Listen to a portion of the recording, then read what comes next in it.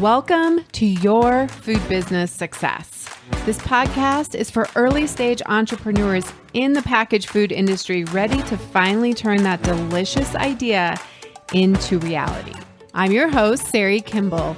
I have guided hundreds of food brand founders to success as an industry expert and business coach, and it's gotta be fun. In this podcast, I share with you mindset tools to become a true entrepreneur and run your business like a boss.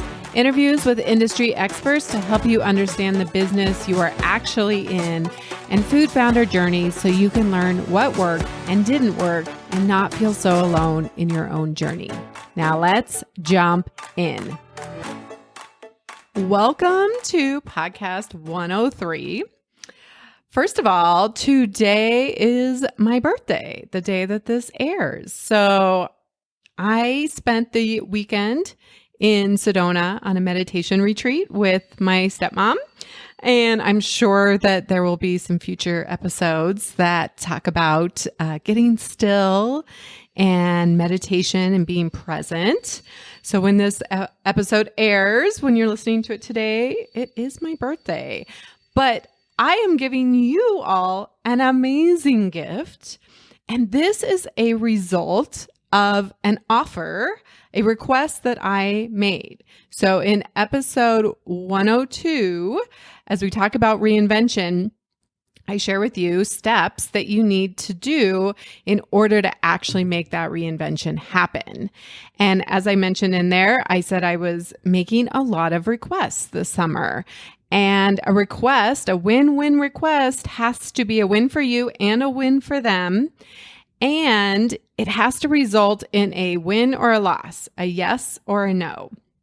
And so as I was thinking about what would be really fun for me as I enter year 2 of the podcast, we're almost there. And I was like, I want to interview Justin. And as you'll hear in the podcast, I work for Whole Foods Market. I was the marketing director for the Fort Collins store here in Colorado. And local was very big at that time. This is all pre-Amazon.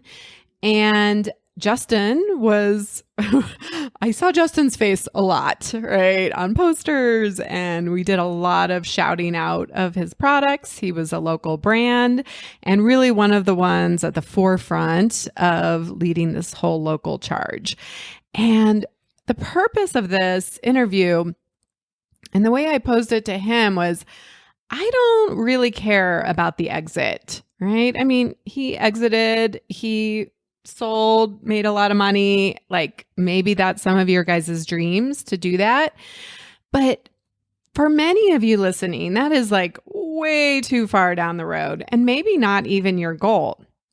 But what I felt like the story that was really important to tell here is that it's easy for us to look at Justin now and say, wow, that was just, he got really lucky or timing, or he was just an overnight success. And what I want you to realize is that he just started with an idea. He started exactly where you're at right now, where he was like, I'm making this stuff in my kitchen and everybody tells me that I should start a business. And he had the downside of there were no people like me, right? There were no consultants and coaches in this space. Naturally Boulder was barely getting started. And he was figuring this all out on his own with few resources. But he was very resilient. And I just want to show you that it starts with just baby steps. You don't go from where you're at now to leaping to an exit, right? Or to big success. Like it took him 15 years. He did 6 years at the farmer's market. And this was before there were local programs at Whole Foods and some of these other grocery stores that he was getting into. But he persevered, and he is one of the trailblazers for you. And so I want you to know this story, and I want you to know how fortunate you do have it. I mean, he was trailblazing before there was a local and before social media was what it is today, and before you could just, have these local programs to get into more stores, and before e-commerce was the way it was now, the way it is now. So my purpose in this episode is really to give you a little bit of grounding and know that you have to start where you're at. You have to take just that first next step. And the other two things I got from this interview, even though he denies it, that there was a certain amount of time. This wasn't overnight. He kept trying, he kept problem solving, and maybe he wasn't patient in it, but he recognized that these things do take time. And there is no overnight success, and there are no shortcuts. And he just kept at it, no matter what. He had a vision of success, and nothing was going to stop him from doing that. The other thing is that he made significant investments in this business. He was borrowing money. He was taking friends and family loans. He believed in it that much. And I think sometimes I hear from you all that there's a little bit of this should just be easy. This should not require an investment of my time or money. This should go faster. And that should word is really dangerous. It will put a lockdown on your dreams. It will really slow you down. Instead, we have to move past the entitlement or the self-pity and just get to work. Make win-win offers. And you're going to hear that in this story that he tells. He had to convince people to put it on the shelf when he was just a little guy, right? And he made big win-win offers, and he was not giving up no matter what. So I really hope you enjoyed this interview. It was such a pleasure. It was a dream of mine. I was a little giddy, a little nervous at the beginning, but really, he just talks for most of it. So it is such a fun story, and I really appreciate his time. And I put in a little postscript after the outro where we continued a conversation after we had finished recording the episode, and I just happened to still be recording it. So I wanted to include it as well. All right, on to the interview with Justin Gold of Justin's Nut Butter. So excited to welcome my guest today. He really doesn't need much introduction, but I will let him introduce himself. So today's guest is Justin Gold of Justin's Nut Butter. And welcome, Justin. Hi, that was a perfect introduction. That's as easy as it gets. There you go. Well, is there anything else you want to tell us about yourself, or we can leave it at that and just jump right on in? Yeah, I get asked that a lot. And so I think the one thing that I like to say right early on is I'm going for Father of the Year, and I'm going for Husband of the Year. The bar's pretty high for Husband of the Year, but my kids don't know any better. So Father.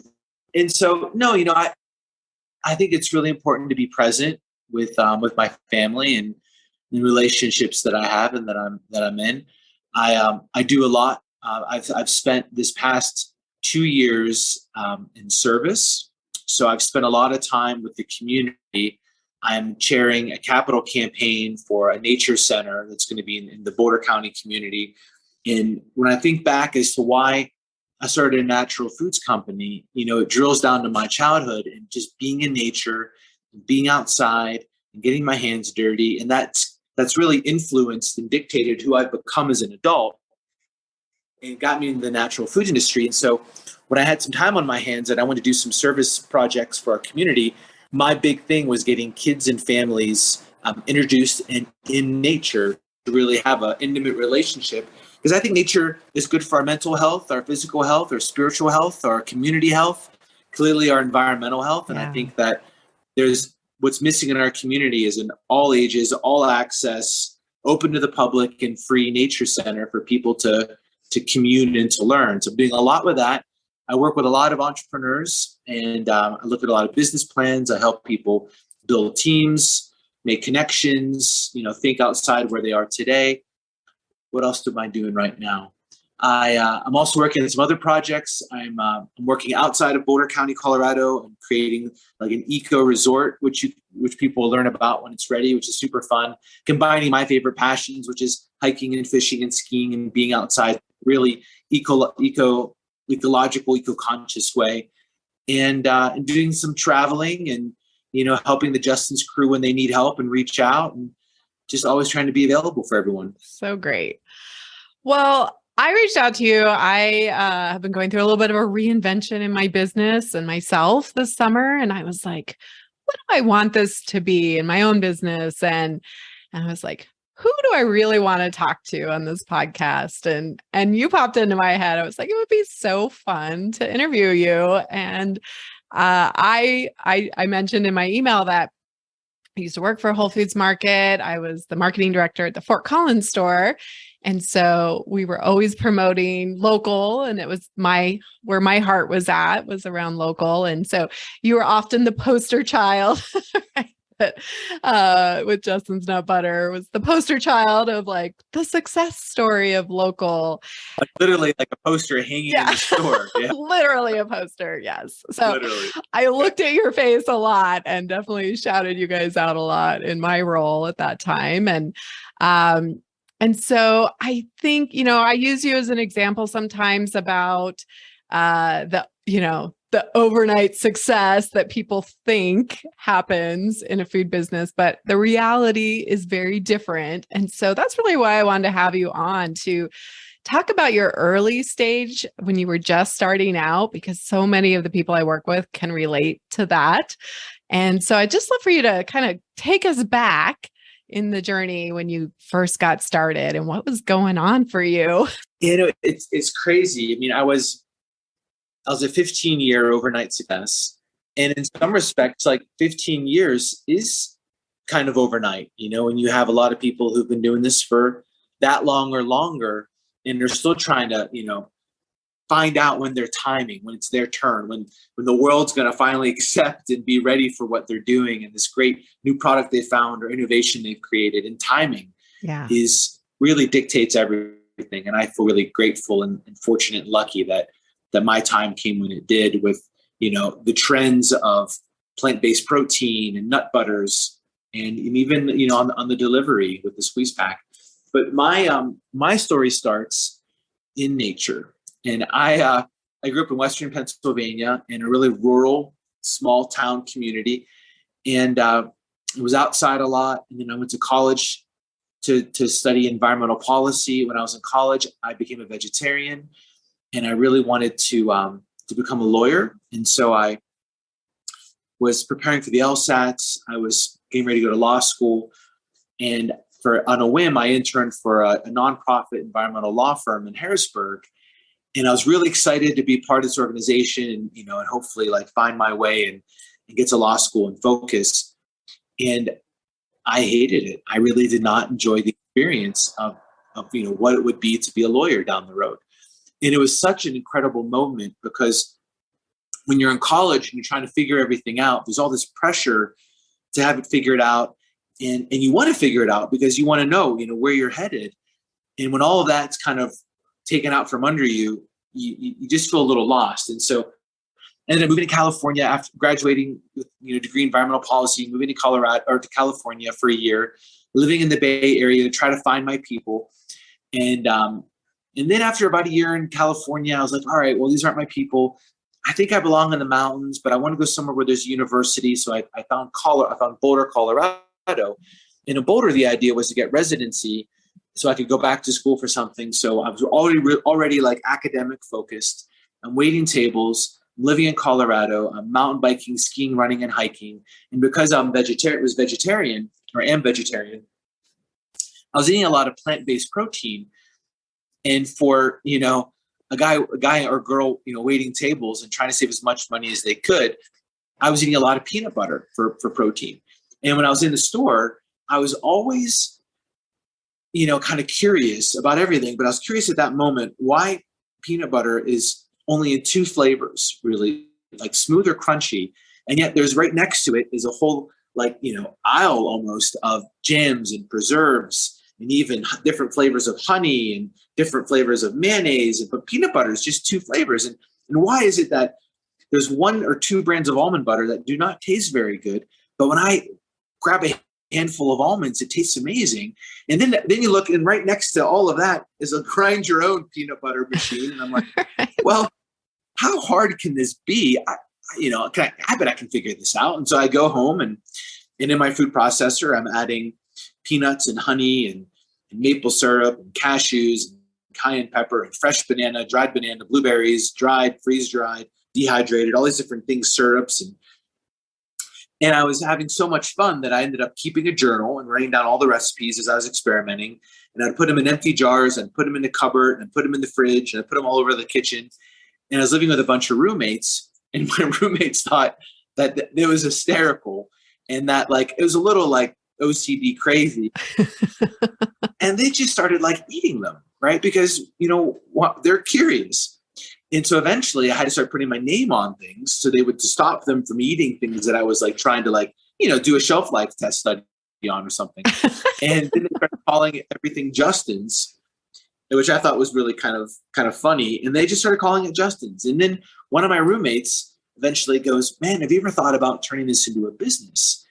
And I had, but I didn't know where to start. And I'm like, yeah, where do you start? Like, how do you, like, I didn't go to school for business or sales or marketing or food or finance. Like, where do you start? And then I just started thinking, I'll just go to the library and figure it out. And so CU, to their credit, has a business school, and the part of the business school has a library. And so I walked in the library, not going to school there or know anything about the school, and went to the business section, found an encyclopedia volumes of business plans, and literally started to understand how businesses work, what are the sections and the fundamentals and the things I should be thinking about, and started to write a business plan. And this is, it took me like weeks to kind of, daily, before my work, after work, weekends, going in and working on this. And then I got to a certain point where, I need to understand, all right, well, what is the true difference between an LLC, an S Corp, a C Corp, a sole proprietorship, partnerships? What is the difference between the FDA and the USDA? Where is the health department? How do I get a hold of them? And how do you get a UPC, the Uniform Code Council? And what are the FDA food labeling laws? And how do I find out, how do you get any of this information? And what year was this? What did you started? This is in probably 2003. Okay. 2002, 2003. And this was like, there wasn't much out there as far as resources. Yeah, I'm 23 years old, and so I just think that I can do anything, and I still do. And so I'm working on this business plan. I have all these questions, and I haven't even gotten to how do you get into Whole Foods? I'm just like, how do you just start a business? And then I realized, well, okay, I need some help here. So I wonder if there are any food companies in Boulder that I could reach out to and get their feedback on these little questions that I have that are very specific to food companies. And that's when, my mind was kind of blown, where I was like, oh, wow, Celestial Seasonings. They're out of Boulder. Silk, White Wave, they're in Boulder. Yeah. Oh, Wild Oats, that grocery store, their headquarters is in Boulder, that Whole Foods end up buying. Izzy Soda is out of Boulder. Horizon Organic Dairy is out of Boulder. Rudy's Organic Bread. It's just like, what? And so then I started like, all right, well, I got to meet some of these people and start asking them. And not only did I meet some of the people in these organizations, but they actually wanted to help me, right? And that's really important because, Boulder's a really great community because people care about each other. They want to help each other. And I think generally most people want to help each other, especially if you're an entrepreneur and you have really good questions and thoughtful questions. So then I wrote the business plan. I raised about, $45,000 from friends and family and my life savings. And then I started having, peanuts, FedExed, dry roasted in 15-pound bags to my house that I was living in with a bunch of roommates. I was burning through food processors. I was going to the co-op and getting all these raw ingredients. And then I started to really get some great formulas down. So then with the money that I raised, I bought a used grinder, and I wired it into a salsa company in Denver because I needed a place that was food safe, that was inspected by the health department, and that had a jar filler, a jar labeler, and a shrink wrapper. And basically what those was the jar filler was just one little like tube that with a funnel, and you had to scoop everything in it and then hold the jar under it, push like a little foot pedal, and the jar would fill.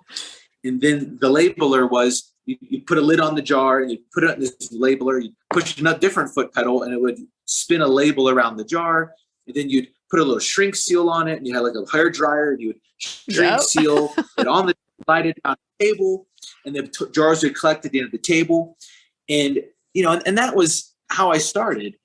And so I found a salsa company in Denver that they didn't want me in there. And so I basically said, look, can I come in on nights and weekends when nobody's here?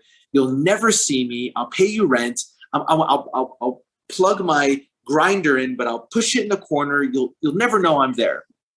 And they agreed to it, which was pretty amazing. And so I would, after a shift at work or before a shift or whatever I could do, I would drive to Denver. I'd pick up glass jars at this wholesale warehouse. I'd drive to the salsa company.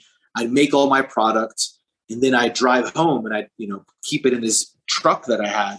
And then the next day I would either go to the farmer's market and sell it there, or I would start delivering it to small stores I was in. The first store I sold to was a Great Harvest Bread Company here in Colorado, in Boulder. And I sold it to like specialty gourmet stores and to sandwich shops. And it took like a few years before, I was able to get into Whole Foods and Wild Oats and natural grocers. And to get into those stores was really tricky. And I'll never forget, getting into Whole Foods, because I walked into the Pearl Street store in Boulder, and I'll never forget, David Spice is down there. And so this guy's, rearranging the shelf, and it's, 10 in the morning, and I walk in and I'm like, hey, bud, I got a really quick question for you. And David's like, his knee pads on, he's looking up, he's like, yeah, what can I do to help you? And I'm like, oh man, like I got this great idea. I got peanut butter and almond butter that I'm making. I really want to sell it to Whole Foods. How can I? And before I even, made my ask, he like rolls his eyes and he goes, okay, here's what, because, he probably gets asked 5 times a day. Like, I've got a really great idea. How do I sell to Whole Foods? Yeah. And so he's like, okay, here's what you want to do. You want to contact UNFI. They're a distributor. That's who we buy all of our groceries from. Contact them, get into UNFI, and then I'll start ordering it. And I'm like, oh, that sounds really easy. Just get into the largest natural products distributor. But then I call up UNFI, and I'm like, hey, I heard you guys, the people I need to sell my products to. I just got into Whole Foods, and I really want you guys to carry me. Like, oh, you got into Whole Foods? They're like, that's funny. They didn't contact us. And I'm like, oh yeah, it's the Pearl Street store in Boulder. David said if you guys will carry me, he'll bring it in. And they go, oh, one store? And I'm like, yeah. They're like, oh, that's not how this works. We can't just carry you for one store. We have this huge warehouse. And, it doesn't make sense for us. You have to be in at least 30 or 40 stores for us to bring you in. Right. And I was like, this is like the chicken or the egg. You're like, well, how do I get into that many stores? And this is probably pre kind of their big local like campaign. So then, I love overcoming objections. So then it was going back and it's like, hey, Dave, that was a good one. Like I found out that I have to be in a lot more stores than just one. And he's like, and I'm like, can I just deliver it myself to you? And David's like, yeah, you could, but the problem is, I have this little computer and I can just scan things, and it's going to be really hard for me to know, like, to call you every time you're low on the shelf. And I just don't have time to do that. And I'm like, all right, well, what if I, come and I'll check and I'll see what you need, and that way I'll just deliver exactly what you need, and then and I'll bring it in the back and I'll drop it off at the warehouse. And he's like, well, that's all great, but the problem is I'm not going to know it's back there, and I'll forget it's back there, and I won't be able to stock the shelf because everything comes in one big pallet, and I just don't have time to do that, just to check on your product. And I'm like, all right. Well, what if I come in, I see what you need, I'll order and bring in exactly what you're low on, I'll bring it in the back door, and I'll stock my own shelves. And so pretty much, you'll never have to like do anything. Right. I'm going to make it as easy as possible. Like, I want you to say yes. Ran out of ways. And he was like, all right, I got you back. Let's do this, you know? And so that's how I got my start at one store, and did that for about 30 stores, including, Fort Collins, where Mark was the buyer there, the grocery. He was actually the frozen buyer. And Mark introduced me to, oh my gosh, I'm blanking right now. But, anyway, blah, blah, blah. And so I would literally drive around and I'd run routes, and I would see what stores needed. I would come around, I'd write an invoice, check it in, stock the shelves. If I had time, I'd set up a table. I would do a demo. Yeah. If it was slow, I'd walk around and hand it out to cashiers and hand it out to people in the deli or in the warehouse and get people to try it. And I spent years doing that until I got about 30 stores. That included natural grocers and co-ops and other places Unified delivered to, before Unified brought me in. And then that gave me a license to go around and go to stores and say, hey, we're in your network. Here are my codes. Can you bring us in? Give us a shot. We're doing really well at this store. And then I got a Whole Foods local producers loan, which is super helpful. And I could leverage the loan by saying, hey, Whole Foods is behind us. Really love your support, in the Southwest or in, Midwest or in other regions. And then, so now I'm in Whole Foods. I'm in a few regions. I've got, 5 or 6 stores that I'm working. That's not true. I'm working with like 30 stores. We got 5 or 6 products that are selling. Not all in all the stores. And they're all the jars, right? They're jars, and we're doing good, but we're not doing great. Like, even though we have a honey peanut and a maple almond and a cinnamon peanut and some really cool flavors, it just wasn't enough because consumers love the brands that they love, and it's really hard to try new things. Yeah. And people are still skeptical on, why almond butter is $10. Do I really need almond butter? And so, I'm like literally 4 or 5 years in, and we're struggling. And I've got, maybe 3 or 4 employees, and I'm still renting at this place. I'm still working another job. I'm now working. Were you making money? Like, were you profitable or were breaking even? Like, where were you at that point? We were probably breaking even, but I wasn't paying myself anything. I was paying other people to help me. And my margins weren't great because I was buying everything in small quantities, and I was trying to be, not too expensive on shelf, somewhat competitive. Yeah. And I was working at REI at this point. Now I'm working at a gear store because I love the outdoors. And so I'm on a mountain bike ride, and I'm eating like an energy gel or a goo or a Cliff Shot. And I'm like, wow, like this is such a great product, but why aren't they doing this like a protein shot, like with peanut butter, almond butter? That would be really cool. And if I could put my nut butter, whoa. Why is it doing? That's a really interesting idea. So then I got back and I started to do some research and ask around, and I found out that there's 3 contract manufacturers in the country that basically make squeeze packs for everyone. And so, they make squeeze packs, ketchup, mustard, mayonnaise, salad dressings, conditioners, lotions, you name it, right? Like they put them in squeeze. So I call all 3 of them up, and I got the same kind of response. Like, hey, more squeeze packs are us. Like, what can I do for you? No squeeze pack is too big or too small, And I'm like, wow, this is great. My name's Justin. I'm in Colorado. I have this food company, and I like to put them in squeeze packs. Right now we're in jars. Yeah, we're happy to do it. What do you got? And I'm like, well, I'm doing peanut butter, almond butter, chocolate hazelnut. Oh, whoa. Hey, like those are all really great ideas, and good luck to you, but we really can't help you at all. And all 3 of them turned me down. And it wasn't because of volume. Do you have any idea why? I don't know. Is it like peanut allergy, or was it something like that? Or it's a nut allergy. That's totally a guess. I didn't even know that. It's a cross-contamination of a really known allergen. Yeah.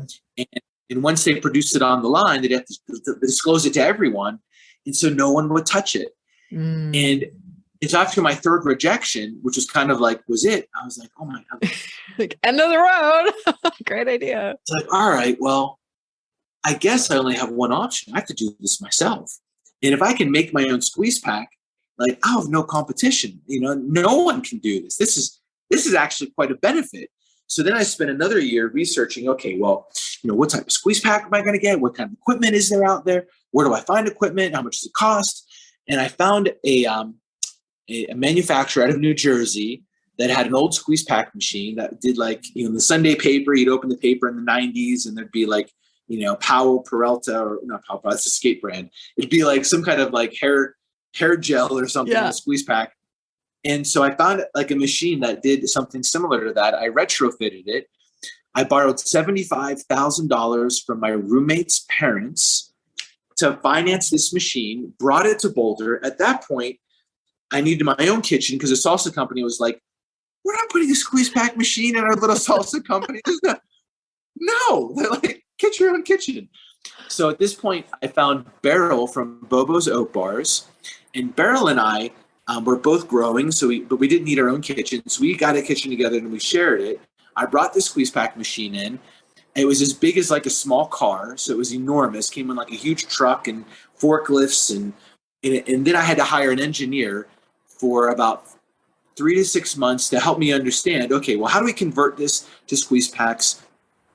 How does this thing, shape the pack and seal the pack and fill the pack and form the pack and what do I call the pack and what's the net weight going to be and what's the size going to be and how does all this kind of come together? So created all of this, and it was super fun, and spent about 1.5 years, really working on this. And once I get it all finished and I'm talking about it, and I go to my Whole Foods where I'm delivering it myself still.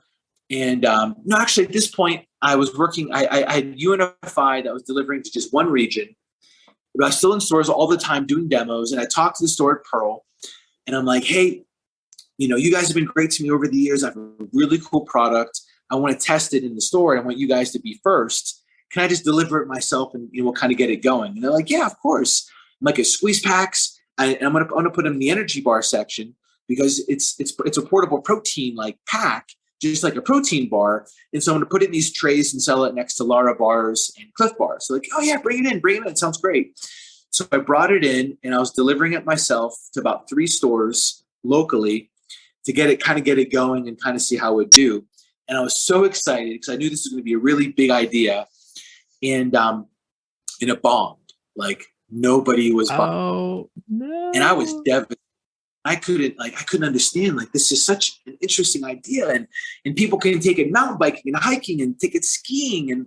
And why isn't this working? It's just like a bar, same nutritional envelope, same protein, same calories, and then I'm like, all right, well, and then finally, like, someone calls me from the store. Hey, Justin, we're going to bring in another product and put them where your packets are. Can you come grab them? And I was like, yeah, I'll come get them. And so I get to the store, and before I went to pull them off the shelf, I'm watching people shop the set. And I'm like, man, like the aisle of bars is so massive. And people, when they go shopping, they're in a rush. Yeah. And if you're not on their list, you're probably not going to get in the cart. And if you don't happen to be next to something on sale, like, no one's going to try anything new. And no one even knows what this is or what it's doing there. And they've never seen peanut butter in a squeeze pack before. So people are just confused. I'm like, I wonder, like, if it's in the wrong part of the store. And so took it off the shelf, went back to the office and came up with an idea. Instead of putting it in a big tray, let's put it in a small box. And the box will be the same size as a jar. And if we make it the same size as a jar and sell it right next to the jar, then people will automatically know what it is. Hey, this is like a sample size of a jar or a to-go size. And maybe that'll work. And so we did that. And we started selling them right next to the peanut butter and almond butter. And it just worked. Mm. And what was so crazy is, to me, the number one reason of doing that was for on-the-go portable protein. But that's the number 3 reason why people were actually buying it. The number 2 reason why people were buying it was portion control. Oh, look, I can get a small portion of peanut butter that's really high calories and high fat. And, I want to watch what I eat and I can control it. And I was like, oh, that's really interesting. Hey, I hadn't thought of that. And the number 1 reason why people were buying it was a trial size, a sample size. And so someone would be like, oh, almond butter, $10. Oh, look, a squeeze pack. Let me try that for only 79 cents. Oh, wow, that's really good. yeah, I'm going to buy almond butter now, but I'm going to buy this brand that I've already tried and liked. Right. And so it became this whole thing where people were buying their own trial, which was brilliant. I wish I had thought of it. It just kind of like, it just kind of worked that way. And so that was happy accidents, though. That's part of entrepreneurship. yeah. Those happy accidents. And that really gave me a reason to now, honestly, travel the country, go to New York, go to LA, go to San Francisco, go to Chicago. So I had something really new that was innovative, that was, worth the store bringing in, because being just another nut butter in a jar wasn't enough. And that really gave me a reason for buyers nationally to meet with me. And then I'm selling squeeze packs, I'm selling jars. Things are like really starting to move and show some promise. And I'm in a Whole Foods, and I always eat a salad before my demo because I want to be healthy. But after my salad, I'm like, all right, I need something sweet, like I just got this insatiable sweet tooth. So you go to the chocolate section, and I'm like, where are the peanut butter and chocolate like cups? Like, what's going on here? Like, there's one brand. They didn't exist in the natural space. Like, why isn't anyone like, creating an organic, amazing chocolate peanut butter cup? And I'm like, I guess I got to go do that. And so I talked to my board and my mentors and advisors, and they're like, wait, let me get this straight. You have a peanut butter company, an almond butter company, and jars and squeeze packs is doing really well. And you want to take your focus off of that and create a new product that's in a completely different category. That's a candy product that's organic in a natural food store. They're like, no, it's a terrible idea. Focus on what's working. And I'm like, I just can't focus. And I was like, no, I'm going to do this and I'm going to do that. I have to. Just please, just let me do this. They're like, all right. And so it took me about a year to find the right chocolatier that was willing to work with organic ingredients. And I was able to formulate, the peanut butter cup filling, which was super fun because I was making chocolates and candies at home. And, and then, I came up with this idea of an organic peanut butter cup, and people were like, look, dude, there's one peanut butter cup company out there and they're going to crush you. Like, why would you ever, go after a company like that? And I'm like, I'm not going to go after them. Like, they're not at Whole Foods. So we need a natural alternative, organic alternative. And I think that it'll do well. And maybe it's only ever in Whole Foods and the co-ops and the natural food industry. That's fine. That's all I care about. Right. And so we launched the product and we launched it in the Whole Foods and a lot of other natural food stores. And people loved it. And they loved it so much that Starbucks wanted to bring it in, and Target wanted to bring it in, and Kroger wanted to bring it in. And so it not only did it do well in natural, but it did two things. One, it was one of the first organic candies that helped kind of, think about the set as more than just chocolate bars. And so it helped kind of grow people's perception of what organic candy can be. And then it was a really clear crossover into conventional grocery, because people do want to have, sweets and candies, but they want to feel good about what they're eating, knowing it has less sugar or it has a smaller carbon footprint, or, made with fair trade or sustainable ingredients. And so that was really cool. And that did really well. And so now, the company's doing really well and we're growing and blowing. And a few things happened. One thing was I didn't invent peanut butter and I didn't invent the squeeze pack, right? I was really the first person to put them together in a way that was, marketable. So I had a really healthy case of paranoia that if I don't move fast and get this product out to all these stores before somebody else does, I'll have nothing here that's of value, and I'm going to have to go back to waiting tables. And so I need to grow fast. And the only way I knew how to grow fast, because I didn't have 20 years to grow this business, I wanted to do it quickly. So now I'm 8 years into the business, and so now I'm like, all right, well, let's start raising some money. So I went out and I raised some angel money from here, the local Boulder community, and the idea was, let's use the money to hire people who are way smarter than I am, who I can learn from, who I can bring into the business, who have experience running different, natural food companies, whether in sales or marketing or operations or finance, and bringing them into the organization to fill in the spots that I'm either not gifted in doing or don't know a lot about, or honestly, like not passionate about. And let's grow this thing in a meaningful way so we can, have a company that doesn't get taken out. And so brought on angel investment, was growing the company, was doing extremely well by hiring the right people. And Boulder is such a great company, great community, because people are here from these really amazing companies and they want to be a part of the next Izzy or the next Horizon. And they want to be involved in these companies. And so once I started taking on investors, things got a little more serious. And then we got to a point where, we're now national with some natural food stores, and we have King Soopers, and we're getting into some Kroger stores. And we got into our first recall, our first and really only recall. And it was terrifying because what happened was at this point, from an operational standpoint, I'd taken all the equipment that we had and we outgrew my capacity to be able to make it. And so we found a local company here that was making a lot of food products that was very professional and said, look, here's our equipment. Can you make it for us? And can you handle the operational side while we focus on the sales, marketing, and finance side? And they said, sure, we'll take over the operational side for you. There's other companies making it for us here locally in Boulder. And they were buying peanuts in the open market. And they bought peanuts from a company that maybe they shouldn't have, because this company doesn't have the best reputation. But long story short, this company was selling peanut butter to Trader Joe's. There was a salmonella recall at Trader Joe's from this company. They trace it back. This company wasn't keeping any records on what was going where. And we were buying dry roasted peanuts, not peanut butter, from the same company. And the FDA just goes, hey, look, anything this company's shipped to anyone and to anywhere, bring it back. And that included Cliff and Lara and Power and all these other companies. So now we do this nationwide recall. And it wasn't like, a store reads the recall list and they just take, those lots off the shelf. They take everything off the shelf. Yeah.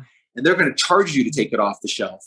And then you have consumers, and they're not looking at the exact, lots and expirations. They're looking, they ate peanut butter or almond, and they ate almond butter, and now they have a stomach ache and they feel sick, and they're going to call you because they heard about their recall. And we're like, well, it's actually our peanut butter that was recalled, not our almond butter. No, I swear, now it's in people's minds, right? And then it gets into your mind, like, what if this food company that we created to provide, nutrition and good in the world makes someone sick? And that trust they have in this brand and in us to deliver great food products. And what if that person gets it? What if that person dies? That's on me. My name's on the jar. And this feels terrible. Like, I can't believe we were so blind at how important, the operational aspect is to the business, just to trust that someone's doing it and not verify every step along the way. And so that was a really big awakening for us. And so we were about $1 million in debt because of the recall. And the company that, put everyone in the recall went bankrupt, so we couldn't recover any funds. And at that point, I had to go back out and look for more investors, but I didn't want to bring on any more angels. I was like, angels are great, but they kind of, give you their money and they're like, okay, good luck. That's what makes an angel is they don't have the, the conditions and the requirements and really the accountability.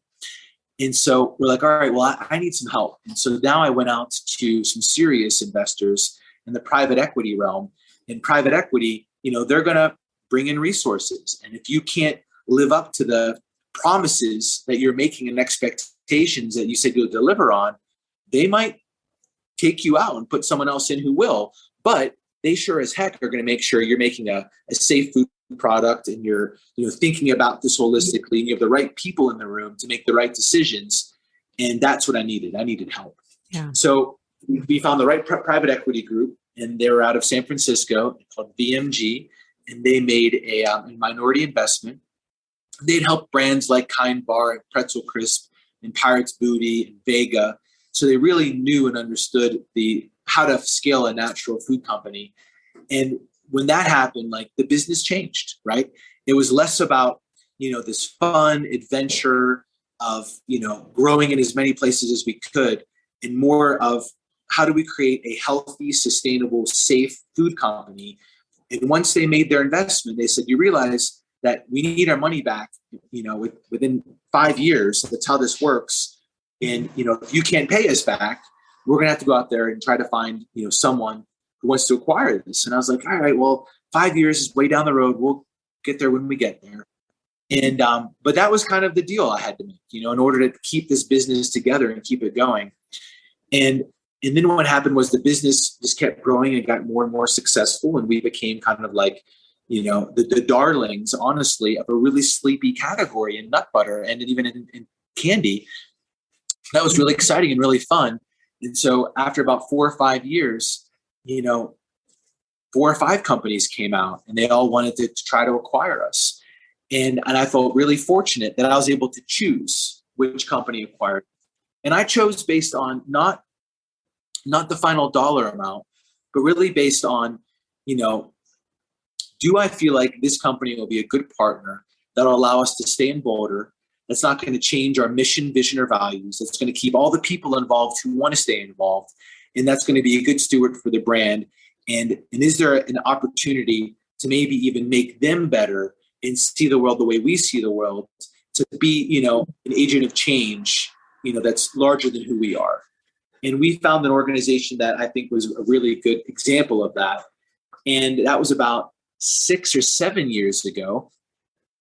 And I've stayed involved for the first 5 years. I was day to day, every day, to make sure that the handoff was really genuine and that everyone felt inspired and was really excited to be around. And then, after 5 years, I was starting to become more of an advisor to the business, and it really freed me up to focus on, like I said from the very beginning, my family and the community, and also kind of keep me available, open, and creative to maybe think about what my next venture might be. Whenever passion and problem intersect, that's where I think is really a sweet spot for innovation. Oh my gosh. Wow. It's a lot to unpack, but I want to ask a couple of questions and I'm going to go back to the beginning. I know. I thank you for sharing that. I hadn't heard the whole story, and I was probably part of the recall at some point, and I remember the peanut butter cups coming out and being like, finally, because it is my favorite combination of things for sure. So how long, going back to the beginning, how long did you do the farmers markets for? And do you feel like that was a good move that you started there? Wow. What a great question. The farmers market was the best move.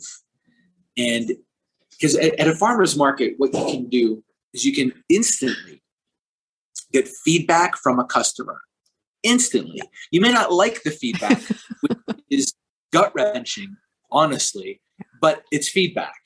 And what really, the biggest feedback, just around messaging on the jar, flavors, price point, net weights, sizing, all that stuff you get instant feedback on. But what blew my mind the most about the farmers market, we did it for about 6 years, and festivals and all of that, and it's really exhausting, and I loved every moment of it. And then we outgrew the farmers market, which was kind of sad in a way, but it was also great because it gave the next company the opportunity to get a start there. And so farmers market did a lot of things for us. Number one, it gave us all that feedback, and it also seeds your local market. Yeah. So it seeds it. So that way, when you're not at the farmers market, you can tell people, hey, just go to Whole Foods and buy it. You go to natural grocers and buy it, because eventually, I may not be here forever. So you start learning to get it there. Yeah. So you seed your local market. And the second thing it did is it gave me direction on flavors. And what was so fascinating is we would have 7 flavors at the farmer's market. And some be like, oh my gosh, this is so cool. Nut butter. I didn't know you could flavor it. Okay, I'm going to take the tour. Is that okay? I'm going to try them all. And we're like, yeah, of course. And okay, cinnamon. Oh, wow. that's really good. Honey, oh, that's really sweet. Maybe too sweet for me. Oh, this is a maple almond. Oh, I can taste the maple. That's really nice. Cayenne pepper. Ooh, oh, pepper. No, I don't really like that, but interesting combination. And then they would, blueberry, cashew. Wow, it's really good. Okay. What do I buy? What do I buy? Oh my gosh, what do I buy? And they'd be like, do you have just plain? I just want to buy plain butter. Be like, plain? Be like, well, first of all, we call it classic. Nothing is plain in the world. But I was like, yeah, I have classic. And I'm like, but you can get classic peanut butter anywhere. Like, why? And they're like, well, because I really like you. I like what you're doing. I like the brand. And I want something I can have every day, not just once in a while. Mm. And so I was like, wow, that's a really cool insight. And so like when I would go present to Whole Foods or to a grocery store, they'd be like, well, what flavors do you have? Like, well, I have cinnamon and pumpkin pie and maple. I'm like, well, I'll bring in the cinnamon because we don't have any cinnamon nut butter here. And I'd be like, whoa.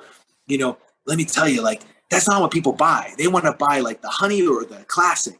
Let's start there. Yeah. And they're like, oh, okay. And so like, it was good for me because, a lot of retailers that did bring in like these, more flavorful products, they wouldn't sell well. And in grocery, it is about providing differentiation of products, but it's also about turning products. Yeah. And so it gave me insights on what would do well at grocery, which I thought was really interesting. Yeah, so good. So 6 years you hung in there. Yeah, they're exhausting, but they're so valuable.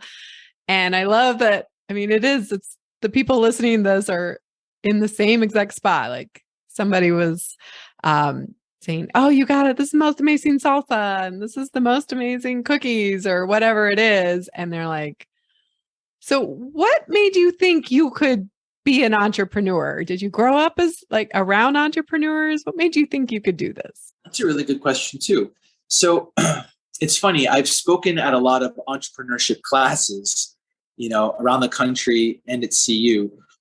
And sometimes I kind of giggle a little bit, like, can you really teach entrepreneurship? Like you can teach, how to read a P&L and how to understand, go-to-market strategies or marketing or how to make something. But entrepreneurship is this deeply rooted desire to solve a problem and to never give up and to always be optimistic that, success is right around the corner. And sometimes I don't know if you can really teach that. Now, I will say that I grew up in an environment where my parents always encouraged outside the box thinking and always encouraged, trying new things and doing things a little differently. I grew up where my dad was a dentist and he didn't love dentistry, but he loved building the business and thinking outside of, what does the business look like? What does my marketing materials look like? How do I grow this business? I don't want to do the work. And Western PA is not famous for oral hygiene, back in like the 80s. And so, but he loved growing the business. And then on my mom's side of the family, they had a vitamin store, in Pittsburgh before vitamins were cool. And the business did okay, but it just gave me this mindset that, if you don't like what's happening, create your own reality. And I've always kind of, marched to my own beat, which has been helpful and sometimes, challenging. Yeah. But I feel like it's this sense of optimism that that we really can make a difference, and that optimism has to be strong. Yeah. And I talk to people a lot about you have to have a really strong why. You have to have a future statement that gets you out of bed in the mornings, that even when things are, when there's a recall or you need money or things are equipment's breaking or you can't get, the peanuts you need when you need them, like there has to be a reason for you to get up and keep doing this and keep going, and a belief that it's possible. Yeah, no, your why is really big, and it has to be more than just making money. It has to be solving problems that are, fundamental to, nutrition or, future sustainability or climate change. And then if you can solve those problems in a meaningful way, I think that, the money will come, people will show up. Yeah. And one thing I heard from you throughout that whole story was patience. And I think there's a little bit, if I can just be blunt, there's some entitlement by people starting businesses now where they think it should just be easy and it should happen really fast. And why isn't my business, profitable after the first year or even sooner? And why am I not in Whole Foods yet? And why am I not in Costco? And like, there's a little bit of expecting their business to provide for them very quickly. And I guess what I heard from you is like, you gave it time. Like things took a year and a half to develop. And so what would you say about patience? Was that a big piece of your success? Yeah, no, I was definitely not patient. Like I was always pushing, always like, asking questions and, it was never fast enough. The issue is it's all about timing in the world. And for some companies, their timing is so spot on that it's a rocket ship. And those companies, there's a lot of work going on. There's a lot of suffering, to make it happen, make it look easy. Right. But their timing was perfect. Maybe their execution wasn't, but their timing was perfect. And for a lot of companies, it's a slow burn. Like Cliff Bar was a really slow burn. They've been around for 25 years, and so, but their timing was good, Yeah. And so I think that for a lot of entrepreneurs who have a really great idea or a really good product or a really good team, they have to be impatient and they have to be like, okay, well, if the timing isn't now, what can we pivot to give us the fuel to then wait it out? Or, what can we pivot to that's a product that can work now and this idea that we have will work later? Or how can we, get the right celebrities or people or physicians involved to make the timing, accelerate the timing? And so it's about the timing. And some timing you can't predict, for instance, like right. Coconut, everything has a day. Like coconut water had a day, and then chia seed had a day, and then froyo had a day, and then now it's oat milk is having its moment. Nut butters had a moment, and your moment might come. We just don't know when. So to accelerate the moment, let's get celebrities to talk about it or famous doctors to talk about it, and maybe that'll give your moment a spotlight. And I think some brands have been really good at doing that, and some brands couldn't make it. And in some brands, the moment's there, and they come on just a little too late because, they oh my gosh, oat milk is where we need to be. Let's create an oat milk brand. And they're like, they show up and there's 30 oat milk brands already. They're like, oh, why isn't this working? And you're like, well, you're a little late, And so it's all about timing. I think that, being patient, is nice, but at the end of the day, like if it's not working, we got to try something else. Like we have to be patient in the long run, but right now, like we still need sales. Right. And I think it's people to think, what their pivot looks like. Yeah, I hear what you're saying. So I don't think it's about sitting around being like, I'm just waiting for it to happen. Like you got to be taking action every day and being very on it and taking bold moves and making offers and let's try this, let's try that. But ultimately the span of time, like things did not happen overnight. It took you a year and a half to get the squeeze pack and, all of those things, but you were consistently taking action and keep going. So, and things are happening faster now, with direct to consumer brands. And with now, these big retailers, looking for smaller brands to highlight, things are moving faster. I'll agree. Right. But if things aren't moving as fast as you want, I think the message is, your time will come if you're patient and you work hard and you're ready. Right. I'm sure people could be like, well, Justin was just so lucky. He just was lucky. He just started at the right time and he was just lucky. But luck is that intersection of where opportunity meets preparedness. And you were like, let's keep going. I'm willing to keep investing. I mean, you raised a lot. You had to get a lot of money to make this happen too. Yeah, absolutely. Yeah. No, I agree. Luck favors the prepared mind and all of that. Like you've got to create your own luck a lot of times. Luck isn't just going to, come up and find you. You've got to go find it, right? You had great timing for sure. You just happened to be in that magical moment, but you also created a lot of it. You went and got to work and you invested your time and your money and other people's money, which is a huge risk, right? And you were taking a lot of risk on. Yeah. Yeah. Oh my gosh. Okay. Well, I know we're coming up on time. What was the value? And I heard you say you brought in mentors, and I know you had mentors at the beginning. What is the value of getting outside of your circle and, just your roommates and friends and family, and like connecting with community and mentors and coaches and advisors? Gosh, it was everything for me. It does a lot of things. Having mentors, not only does it give you direction and give you, sometimes some sage wisdom that you otherwise may not have, it can also give you credibility. Those mentors will talk about you, or you can talk about them, how they're advising you or helping you. It gives you credibility to, grocery buyers or new hires or investors that, you're not in this alone and you have smart people helping you. And it's just great to build these friendships and relationships. And a lot of times you'll find out that the problems you have or are faced with, aren't unique to you. Like, a lot of people have gone through this and they've been solved before. And a lot of the solutions that have worked in the past might work again. And I've really enjoyed it. And the best thing about mentors is you never go around asking someone to be your mentor, right? No one wants that responsibility. It's a lot to take on.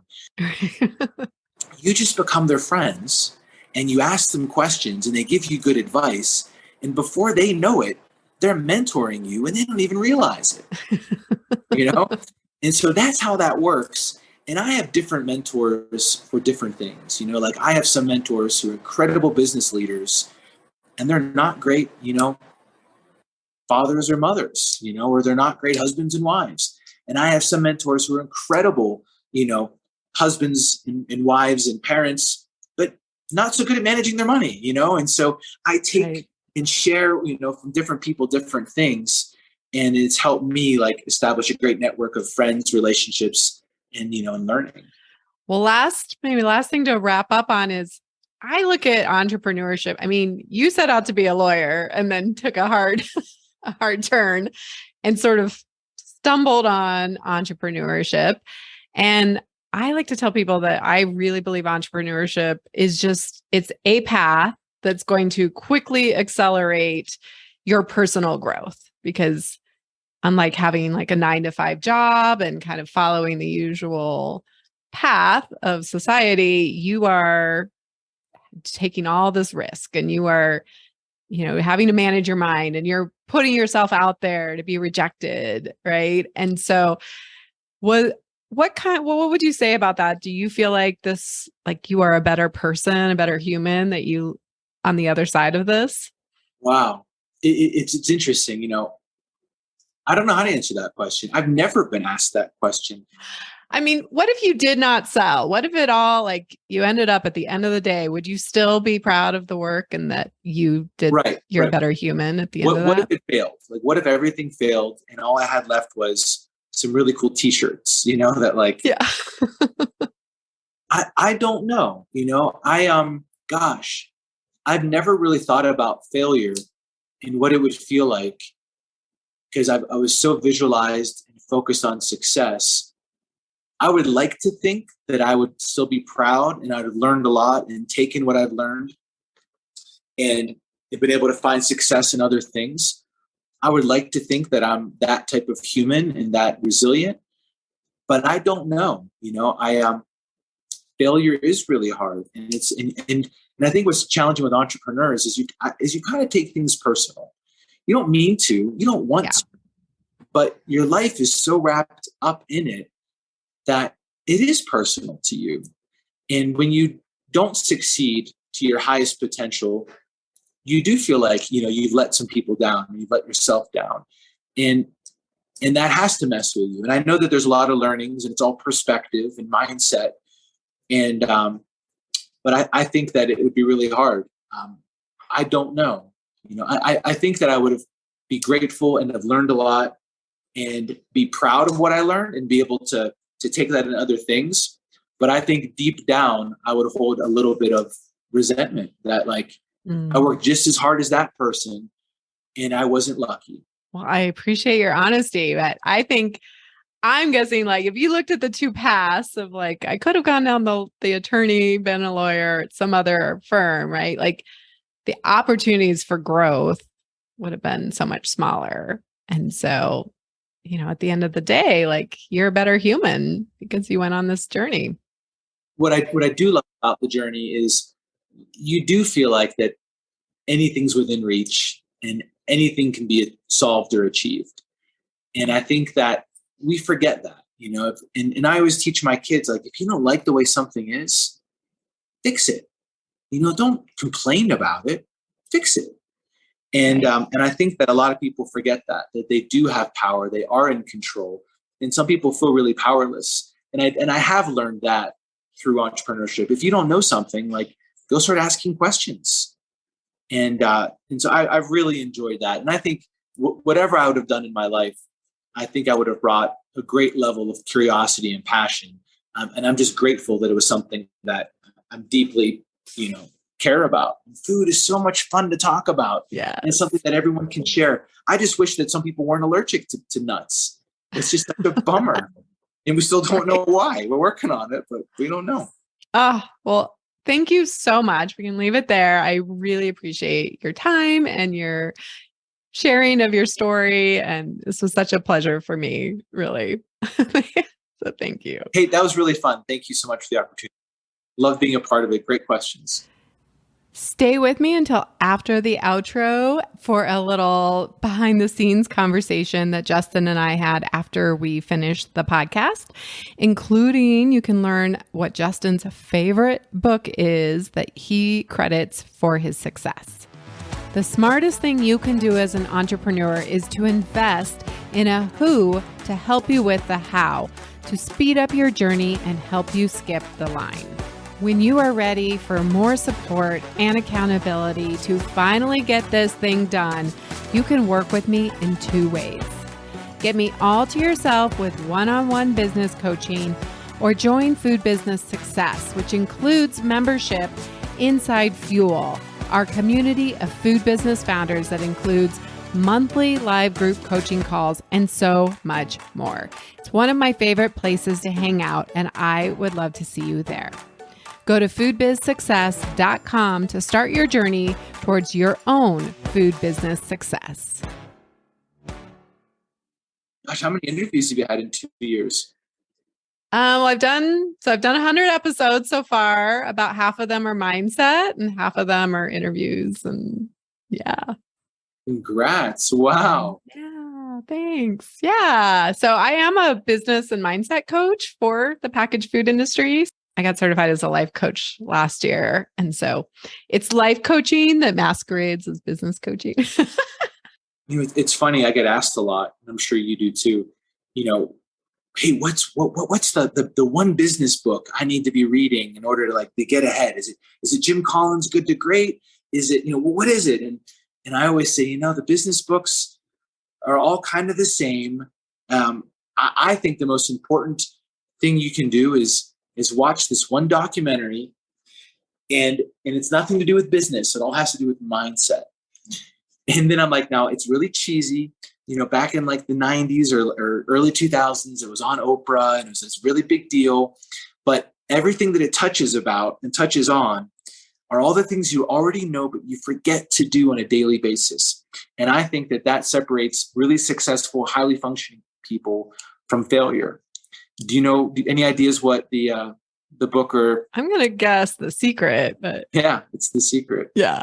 Yeah. And I love it. And it just blows my mind how we forget about the law of attraction, and we forget about, visualizing success to generate feelings, and those feelings set in motion, a lot of what we want in the world, and the golden rule and all these things that are just so fundamental, these like these truths that we just forget.